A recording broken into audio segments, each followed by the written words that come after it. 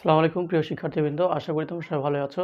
আজকে আমি যে অঙ্কটি করব সেটি হচ্ছে তোমাদের চতুর্থ শ্রেণীর গণিতের পৃষ্ঠা নম্বর হচ্ছে 126। 126 পৃষ্ঠার আমি আজকে যে অঙ্কটি করব সেটি হচ্ছে 3 নম্বর অঙ্ক। এটি হচ্ছে দশম অধ্যায়, অধ্যায়টির নাম হচ্ছে পরিমাপ এবং অঙ্ক 126 পৃষ্ঠার 3 নম্বর অঙ্কটা আমি এখন করব। 1 আর 2 নম্বর অঙ্কটা তোমরা প্লেলিস্টে গেলে কিন্তু পেয়ে যাবে। প্লেলিস্টে সবগুলো অঙ্ক দেওয়া আছে, ঠিক আছে? তো আমাদের যেটা দেখো 3 নম্বরে বলা হচ্ছে হাসান তার পরিবারের জন্য 1.5 কেজি মানে 1.5 কেজি মাংস কিনলো। তা থেকে কিছু পরিমাণ মাংস খাওয়ার পর 995 গ্রাম অবশিষ্ট রইল। খাওয়া দাওয়ার পরে 1.5 কেজি থেকে কত 895 গ্রাম অবশিষ্ট রইল, ঠিক আছে? তারা কতটুকু মাংস খেয়েছিল? তাহলে খুবই সহজ বিষয়। তারা যতটুকু মাংস কিনেছিল তার থেকে যতটুকু বাকি রইল সেটা বাদ দিয়ে দিলেই বোঝা যাবে কতটুকু খাওয়া হয়েছে, কতটুকু তারা খেয়েছিল। এখন যেটা আমরা পাবো সেটাকে আমাদের কেজি এবং গ্রামে প্রকাশ করতে আমাদের প্রথমে কি করতে হবে? কেজি এবং গ্রামে প্রকাশ করতে। তাহলে দেখো এখানে একটা হচ্ছে কেজি, একটা হচ্ছে কেজি 1.5 কেজি এবং আরেকটার মাপ হচ্ছে গ্রাম, ঠিক আছে? 895 গ্রাম। তো আমরা কি করব? প্রথমে এই কেজিটাকে গ্রাম করব, ঠিক আছে?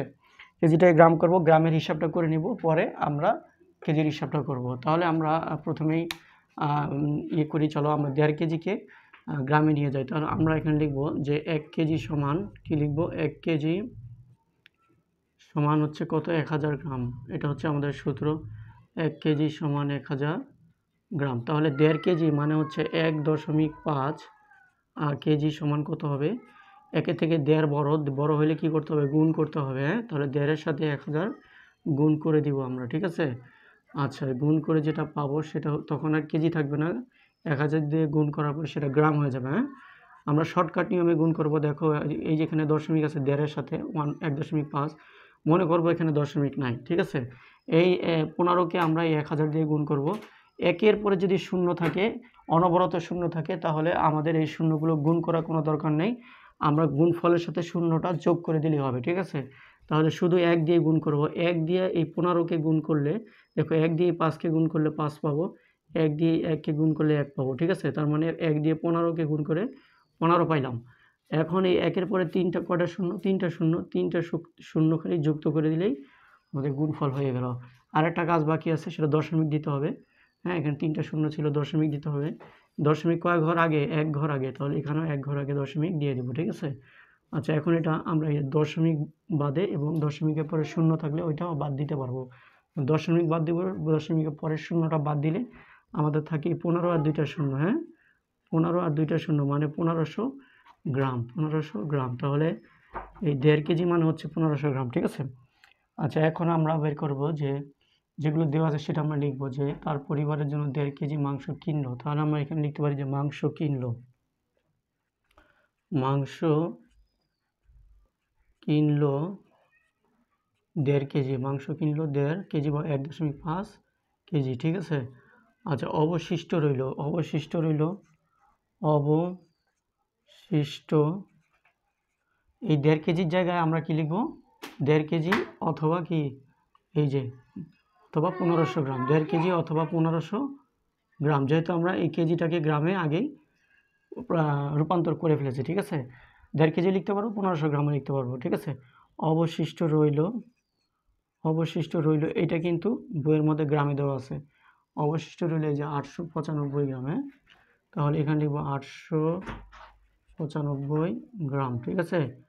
আচ্ছা, এখন তাহলে তারা কতটুকু মাংস খেয়েছিল? তাহলে এখন লিখবো অতএব তারা মাংস খেয়েছিল তারা মাংস খেয়েছিল অতএব তারা মাংস খেয়েছিল। কি করতে হবে? এই যে মাংস কিনলো কত? 1.5 কেজি মানে হচ্ছে 1500 গ্রাম। এই 1500 গ্রাম থেকে যে অবশিষ্ট মাংস আছে 895, এটা আমরা বিয়োগ করে দেবো, হ্যাঁ? 895 বিয়োগ করে দেবো। বিয়োগ করলে আমাদের কত গ্রাম থাকে আমরা হিসাব করবো এখন। আচ্ছা, 1500 থেকে একটু জায়গা দরকার, আমি এখানে রাফ করি, ঠিক আছে?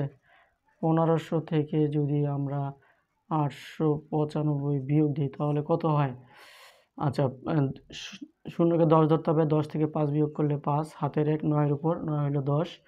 10 থেকে উপরে 10 ধরবো, শূন্যকে 10, 10 থেকে 10 বিয়োগ করলে 0, হাতে থাকবে 1, 1 8-এর উপর আসবে, 8 হবে 9। 5কে 15 ধরতে হবে, 15 থেকে 9 বিয়োগ করলে কত? 6।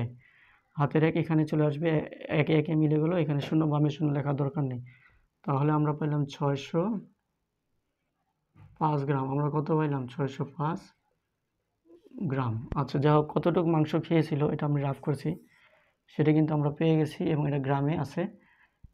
কেজি এবং গ্রামে প্রকাশ করা হবে। গ্রামে তো এটা আছে, আমাদের এখন এটা কেজিতে নিয়ে যেতে হবে, ঠিক আছে? তাহলে কেজিতে নিয়ে যেতে হবে। কেজির জন্য আমাদের এখানে একটা সূত্র আছে, দেখো এখানে আমাদের এই যে 650 গ্রামকে কেজিতে নিয়ে যেতে হবে। 1 গ্রাম সমান কত? 1 গ্রাম সমান হচ্ছে 0.001 কেজি, হ্যাঁ? তাহলে 650 গ্রাম কত হবে? 1-এর থেকে 650 বেশি, তাহলে গুণ করতে হবে। এটার সাথে আমরা এটা গুণ করে দিব, তাহলেই আমরা পেয়ে যাব, ঠিক আছে? তাহলে আমরা এখানে লিখব, হ্যাঁ, তো আমরা এখানে লিখতে পারি, হ্যাঁ, এই কথাটা আমরা লিখব যে যেহেতু 1 গ্রাম সমান 0.001 কেজি, ঠিক আছে? 1 কেজি। অতএব এই 605 গ্রাম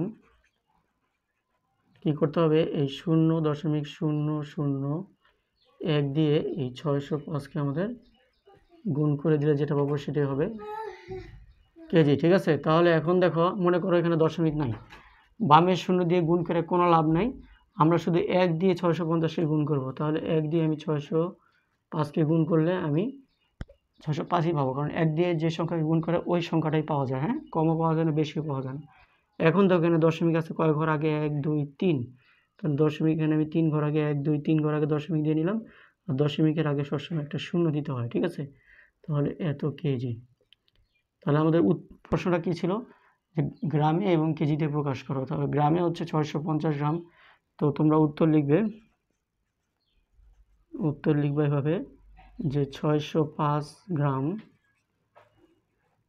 হ্যাঁ, এবং কেজিতে হিসাব করলে 0.605 কেজি।